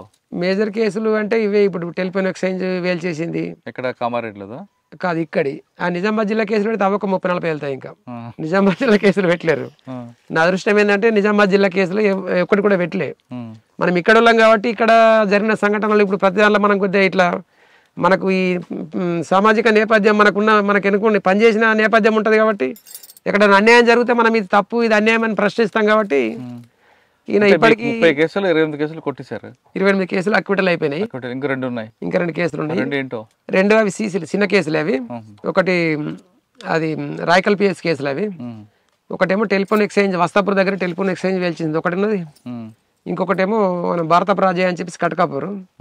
ఆయనను కొట్టినాం. ఆయన ఒక పెత్తందారిగా ఉంటుండే పోలీస్ స్టేషన్లకు పైరావులు పంచాలు పట్టకపోవడం, ఇక లేనోడదే ఇప్పుడు పంచాలు పట్టకపోయినా డబ్బులు తీసుకునే ఇటువంటిది ఉంటుంది కాబట్టి ఆయన కొడదామని చెప్పేసి దళం నిర్ణయించుకొని నేను అప్పుడు ఎల్జీఎస్ కమాండర్ ఉన్నప్పుడు కొట్టిన కేసు అది ఒకటి. ఇవి 2 కేసులు పెండింగ్ ఉన్నాయి.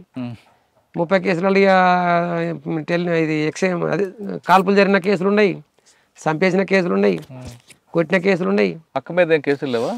అక్క మీద కేసులు లేవు. ఇంకా అదృష్టం. అన్న మీరు పార్టీ వేలో పాట కోసం చూసి వాళ్ళతో చేయాలని వెళ్ళారు కదా? అవును, వెళ్ళారు, పని చేశారు. అప్పుడు పార్టీ నిర్ణయం మేరకు కొన్ని సంఘటనలు జరిగాయి. అవును. ఇప్పుడు బయటకు వచ్చిన తర్వాత సమాజం చూస్తే ఏమనిపిస్తుంది? సమాజం చూస్తే ఇప్పటికీ ఒక బాధ ఏమనిపిస్తుంది అంటే ఈ వ్యవస్థ అంతా ఇదంతా బూర్జా వ్యవస్థ, ఇదంతా తప్పు, అదే మంచిగా అనిపిస్తుంది. అంటే 4 రోజులు బతికినా 100 రోజులు బతికినా ఎన్ని రోజులు బతికినా ఎన్నడో ఒకరు చనిపోవడే. కానీ ఈ వ్యవస్థ కంటే వీళ్ళు ఏమవుతుందంటే తప్పు అంటే కూడా దాన్ని నిర్ధారించడానికి వ్యవస్థ ఇప్పుడు దానికి ఒక కోర్టు చట్టము లేకపోతే దానికి సంబంధించిన వింగు, అంటే దానికి ఇప్పుడు ఇప్పుడు ఇలా ఒక భూ సమస్య ఉంది. భూ సమస్య ఉందంటే ఆ భూ సమస్య పరిష్కారం కావాలంటే 4 పెద్ద మనుషుల దగ్గరికి పోవాలా. 4 పెద్ద మనుషుల దగ్గరికి పోతే 4 పెద్ద మనుషులు ఆర్థికంగా అర్ధబలం అంగబలం ఉన్న వైపే మాట్లాడే పరిస్థితి ఉంటుంది. దాన్ని నిర్ధారించి ఇది భూమి నాకు ఇక్కడికి వస్తుందంటే నువ్వేమంటే సర్వేయర్ కట్టమంటారు. సర్వేయర్ కడితే 4 ఏళ్ళు కాదు 10 ఏళ్ళు అయినా సర్వేయర్ రాడు, మనకు న్యాయం జరగదు. అప్పుడున్న పరిస్థితులు ఏంటంటే ఒక లెటర్ రాస్తే నిజంగా అంటే జెన్యున్గా ఉన్నదానికే రాసేది వాస్తవంగా. ఇప్పుడు తప్పైనా మనం ఒప్పని లేకపోతే తప్పు చేసిన వాళ్ళని మనం చేసుకొని రాసే పరిస్థితి ఉండకపోవు. అందుకే ఏమనిపిస్తుంది అంటే ఇవాళ మనం అప్పుడున్న మూమెంట్ అప్పుడున్న వ్యవస్థనే కరెక్టు, కానీ ఇవాళ ఇప్పుడున్న పరిస్థితుల్లో సాధ్యమవుతుంది అంటే ఇలా సాధ్యం కాని పరిస్థితి. ఈ సెల్ ఫోన్ అనే ఒక వ్యవస్థ వచ్చింది కాబట్టి దీంతో ఇబ్బంది అవుతుంది. కానీ అప్పుడున్న వ్యవస్థనే మంచిది అనేది నాకు ఇప్పటికున్న బలంగా ఉన్న నమ్మకం. వ్యవస్థ మారుతుంది. అవును, ప్రజలు కూడా కాలానికి అనుగుణంగా మారిపోతున్నారు. మీరు అంటే సెల్ ఫోన్కి ఎక్కువగా అంకితం అవుతున్నారు. అవునవును. కానీ బుల్లెట్ ద్వారానే సాధించవచ్చు అని మీరు నమ్ముతారు, బ్యాలెట్ ద్వారా సాధించచ్చు రాజ్యం చెప్తుంటారు. అవును, కానీ బ్యాలెట్ మంచిది అంటారు, బుల్లెట్ మంచిది అంటారు. ఇప్పుడు అంటే ప్రజాస్వామ్యబద్ధంగా బ్యాలెట్ మంచిది కదా? ప్రజాస్వామ్యబద్ధంగా బ్యాలెటే మంచిది. కానీ దాంట్లో కూడా ఇప్పుడు ఈ ఓటు నమ్ముకొని ఈ బీర్ సీసకు బిర్యానీ పొట్లకు లొంగిపోయి ప్రజలు తప్పే కదా? అదే ప్రజల తప్పే. అందుకే ఇప్పుడు ఇవాళ యువత కూడా ఆలోచించాలి. ఏమంటే యువతకు నేను చెప్పేది ఏంటంటే ఇవాళ ఈ మద్యం మత్తులో ఈ గుడుంబగా మన ఏది మద్యం మత్తు అంటే ఇవాళ మద్యానికి బానిసయి లేకపోతే డ్రగ్స్ గంజాయి ఇవన్నిటికి బానిస అయిపోయి వ్యవస్థ ఎటుపోతుంది, వ్యవస్థ ఖరాబైనప్పుడు ప్రశ్నించే యువత అనేది ఇలా నిద్రమత్తులో ఉన్నప్పుడు మద్యమత్తులు ఉన్నప్పుడు వ్యవస్థ ఖరాబ్ అయిపోతుంది. కొంతమంది పెట్టుబడిదారులు, సామ్రాజ్యవాదులు, బడా వ్యాపారులు, భూస్వాములు, పెట్టుబడిదారులు. భూస్వాములు అంటే అప్పటి భూస్వాములు కాదు, ఇవాళ ఇంకా వేరే రకాలుగా భూస్వాములు అయిపోయారు. ఇప్పుడు భూస్వామ్య వ్యవస్థ వచ్చింది కదా. అదే ఇప్పుడు అప్పుడు భూస్వాములు అంటే రావుసే భూస్వాములు అనేది కాదు. ఎవరైతే 100 ఎకరాల భూములు ఉండి ఎవరైతే కష్టం చేయకుండా ప్రజల శ్రమశక్తిని దోసుకుంటారో గాలే భూస్వాములు అవుతారు. నిజంగా అంటే మళ్ళీ వాళ్ళు రాసిరు, మేము కూడా చర్చలలో భూస్వాములు అంటే అసలు ఏంది అని అంటే మాకు సర్క్యులర్ రూపకంగా ఇచ్చిన క్లారిటీ ఏంటంటే భూస్వాములు అంటే రావుస్ అనేటోళ్ళే భూస్వాములు కాదు, రావుస్ దాంట్లో కూడా పేదోళ్ళు ఉంటారు. 100 ఎకరాల భూములు ఉండి ఎలాంటి శ్రమ చేయకుండా ప్రజల శ్రమశక్తిని దోసుకొని యంత్రాల ద్వారా పని చేయించుకుని యంత్రాలు కలిగి ఉంటాయి, ప్రజల శ్రమశక్తిని దోసుకుంటారు. వాళ్ళు ఎలాంటి పని చేయరు, పని చేయకుండా వ్యవస్థను మేనేజ్ చేసి వ్యవస్థను నడిపించడం వాళ్ళే భూస్వాములు. పెట్టుబడిదారీ వ్యవస్థ, భూస్వామ్య వ్యవస్థ, సామ్రాజ్యవాదం, ఈ మూడే ప్రధాన శత్రువులు. ఇప్పుడు చివరిగా మంచి పాట